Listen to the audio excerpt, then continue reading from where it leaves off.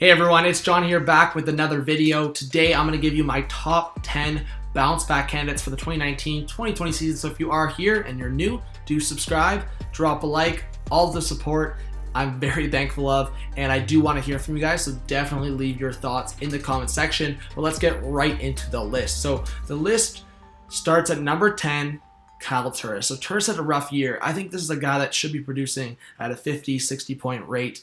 And he just didn't find that last year. He didn't find his rhythm. And I think this is definitely contingent on either him playing in a top 6 role with the Preds or if he gets traded. And I think that's more difficult with Matt Duchene now in the picture. And obviously, if he's playing even at the center role, he's going to battle it out with Nick Bonino for that third C spot. So I think this is contingent on either finding that top 6 role, maybe on the right side, or if he does get traded.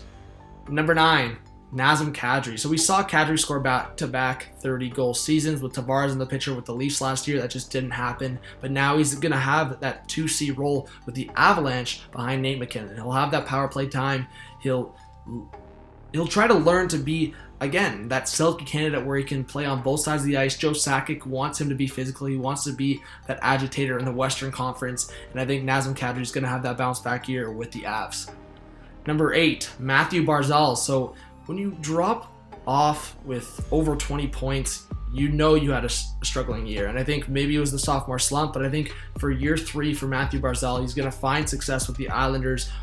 Personally, he did find success with the Islanders as a team last year. Obviously, they made it back to the playoffs, but I think Barzal is going to find that consistent role as the top centerman for the New York Islanders. Number 7, Anze Kopitar. So Anze Kopitar, he's good one year, bad the next, good year, bad the next. So I think for Kopitar, he's always put up an offensive production. Sometimes it's maybe the lack of effort from him.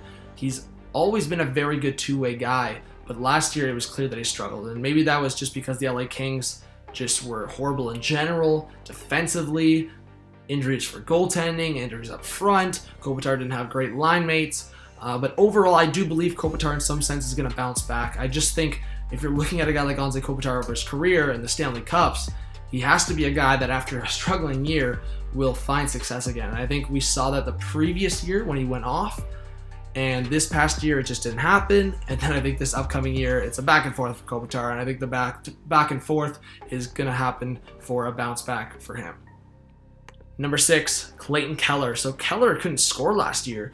The Arizona Coyotes didn't even have a 20-goal scorer. So I think for Keller, he's going to be on that left side, potentially on the top line with Phil Kessel, maybe Nick Schmaltz. That would be a ridiculous top line. I maybe see it balancing out and having Schmaltz on the second line. Maybe Keller drops down there. But I think regardless, when you're having power play time with guys like Kessel and Schmaltz and being in a top 6 role, I think Keller's going to have a bounce back. He's going to score over 20 goals, and I have him as the 6th on this list. I think the other guys ahead definitely need a bounce back, much more just in the sense that they are deeper in their careers where Keller has time to still develop quite a bit. Number 5, Rickard Rakell. So back to a player on a weaker team this past year. Rickard Rakell, not last year, but the year before, had a great year. And then last year he was just invisible. I don't know what happened to the guy. So I think Rickard Rakell, we're talking about a guy that, in my opinion, can score 30 goals, 60, 70 points. So obviously for Rakell, it just definitely depends on the situation. If he's on the top line with Getzlaf or Silverberg or whoever he's playing with, he's going to be playing top minutes and play on the top power play. So 70 points would be a target for me for Rakell. I just think overall he has to bounce back, whether it's defensively or just as a team with the Anaheim Ducks. But I think if we're looking at the Anaheim Ducks, Rickard Rakell was one of the guys that just dropped off big time from the previous year. Number 4, Shane Gostisbehere. So the Flyers in some ways offensively were buzzing, but Gostisbehere, even on the top unit, just never got going. And personally, having Gostisbehere on fantasy, he never put up the points, and Gostisbehere is known as that offensive defenseman. He's not that shutdown guy. He doesn't have that physical nature like a guy like Provorov, but Gostisbehere is supposed to put up those special team offensive numbers on the power play, and it just didn't happen, and he didn't put up those offensive numbers, and that's why I have him bouncing back and putting up those points. Number 3, Jamie Benn. So I'm wearing his jersey right now. What happened to Jamie Benn last year? It just didn't happen for him. Yes, the Stars made the playoffs and they had a great year, but Jamie Benn was always the question mark throughout the year. Struggles with ownership, struggles with management, and he's the captain of this team. So I think if he's going to avoid trade rumors in any sense, then a trade not to go down. He's going to have to bounce back with the Stars and find a way to get along and have some success with this team. Number 2, Patrik Laine. So, again, what happened to Patrik Laine?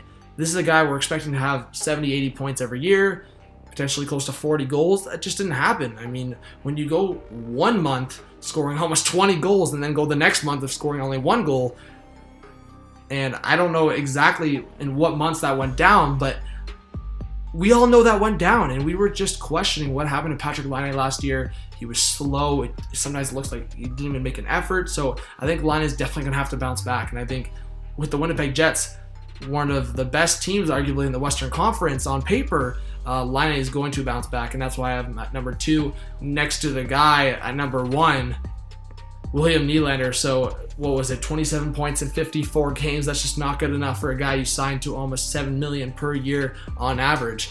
Nylander, we expected him, when you're getting close to 70 points when you're younger, we're expecting that to continue or even better. So I expect Nylander to get 60, 70 points this upcoming year. He's going to bounce back, whether he's playing with Matthews or on that second line, but you just can't. If you're Mike Babcock, you just can't have this guy seeing any time on the third line if you want him to improve, if you want him to bounce back. But I have him at number 1. I think he's the best bet to have a bounce back season, especially from 27 points in that RFA situation. Hopefully Mitch Marner is not Nylander 2.0. But thank you guys for watching this video. Let me know what you think about my top 10 list. Again, I'm not going to dive down too much into what I believe they did in terms of stats. Some of these guys, when you're dropping down in terms of 20 points, that's just right in front of you. That's right on paper. But some of these players, I do believe, just struggled entirely, whether it was with their team or in their leadership roles, more specifically a guy like Jamie Benn.